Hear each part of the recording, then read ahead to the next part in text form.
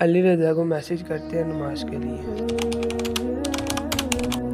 मेहर का मैसेज नमाज के लिए बुला रहा है। चलो नमाज पढ़ने चलते हैं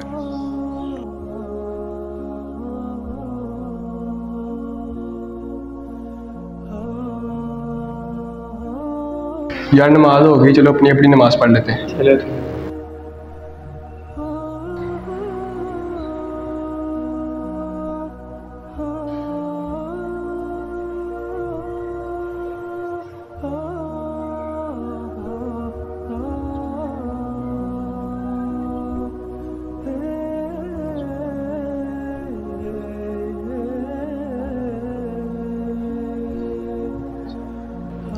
यार भैया, आपने नमाज किस तरह से शुरू की थी?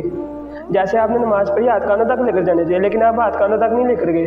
हाथों को कानों तक लेके जाना खिलाफे सुन्नत है भाई जैसे आपने पढ़ी है वैसे खिलाफे सुन्नत है।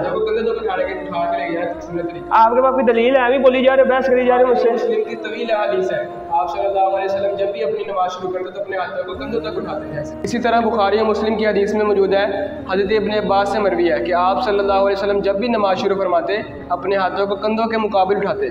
लिहाजा कंधों तक हाथ को उठाना सुन्नत तरीका है, जबकि कानों तक हाथों को उठाना खिलाफ सुन्नत है। तो यार ये क्या आप लोगों ने शोर डाला हुआ मस्जिद में? मेरे पास आए, इधर आए।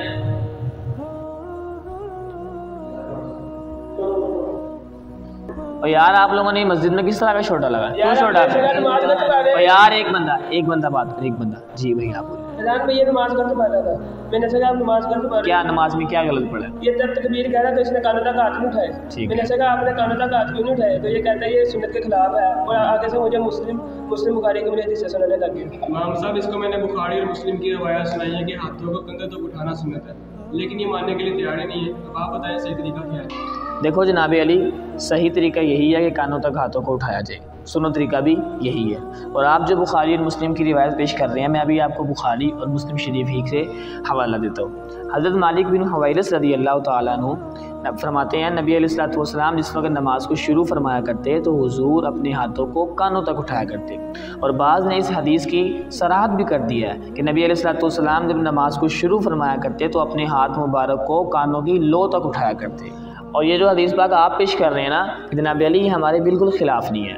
वो इस वजह से जब हम कानों तक हाथ उठाएंगे तो कंधों तक हमारे खुद ब खुद हाथ ऑटोमेटिक ऊपर चले जाएंगे, समझदारी है। और बिल्कुल इसी तरह इसके बरखिलाफ़ जिस वक्त हम सिर्फ कंधों तक हाथ उठाएंगे तो जिन रिवायात के अंदर कानों की लो तक का हुक्म आया तो इन हदीस पर फिर अमल ही नहीं होगा। तो लिहाजा जामे अमल यही है, जब आप कानों तक हाथ उठाओगे तो सारी हदीस पर खुद ब खुद अमल हो जाएगा। बल्कि एक रिवायत में आपको और सुनाऊँ, अबू दाऊद के अंदर है, हज़रत वाइल बिन हुजर रज़ी अल्लाह तआला अन्हु से रिवायत है। आप फरमाते हैं नबी अलैहिस्सलातु वस्सलाम जब नमाज शुरू फरमाया करते तकबीर तहरीमा के वक़्त हुजूर के हाथ मुबारक जो है वो कंधों तक ही होते, लेकिन हुजूर के अंगूठे शरीफ जो है वो कानों की लो तक पहुँच जाया करते। तो लिहाजा हमें यहाँ से मालूम ये हुआ जनाब अली, ये दोनों हदीस जो सी है ना तो इनके दरमियान तारुज़ है और ना ही दोनों हदीस को जमा करना मुश्किल है। आप लोग मेरी बात साहब, मेरी एक गुजारिश है, आपने जो हदीस पेश किया मैंने सुना कि ये हदीस ज़ईफ़ है और इस पर अमल नहीं किया जा सकता। शाबाश, गैर मुक़ल्लिदीन का तो यही काम होता है। आप लोग अपनी आदत से मजबूर हो, आप लोग अपने मुखालिफ की हदीस पर सही कह देते हो।